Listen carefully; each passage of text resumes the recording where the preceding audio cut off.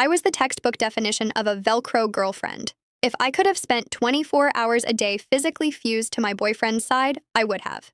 I was in the middle of my nightly routine, clinging to his neck and begging for one more goodnight kiss, when a flicker of strange, translucent text drifted across my vision like a live stream comment section. Is this side character actually brain dead? Can't she see the lead is doing a tactical lean back?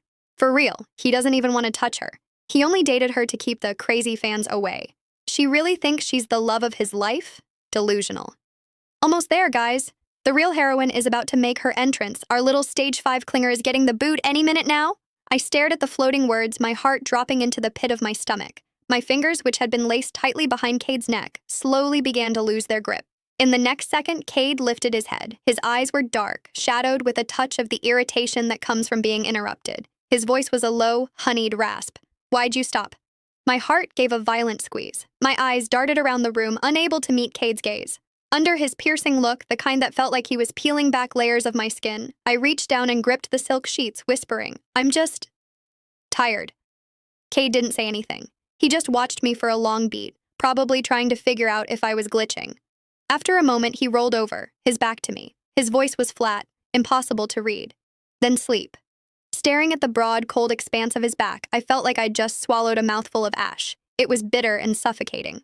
I sat up and clicked off the lamp. As I lay back down in the dark, the words from that comment kept looping in my brain. I shifted toward the very edge of the mattress, leaving a vast, empty canyon of space between us. I did my absolute best to stay as far away from Cade as possible. I didn't dare press against him like a heat-seeking missile the way I usually did. Maybe if I stop being so much, I thought, he'll hate me a little less. In the silence, I heard his steady, rhythmic breathing, but my mind was miles away. To be honest, it wasn't like I hadn't noticed. I wasn't that blind. Cade had always been lukewarm. Whenever I tried to get close, I felt that split second of tension in his frame, a subtle rigidity. But I loved him so much it made me stupid. I wanted to be his shadow, his accessory, his constant. Cade never complained out loud. But looking back, those tiny furrows between his brows, the way his jaw tightened, they were all flashing red lights. He didn't want this. I'd just been playing dumb. I'd lied and told him I was scared to live alone just so I could move into his place. Then I'd pushed for more, invading his bedroom until I was a permanent fixture, wrapping my limbs around him every night like an octopus. He hadn't kicked me out, sure, but his first instinct was always to resist. I'd just been so desperate to be with him that I'd filtered out the truth.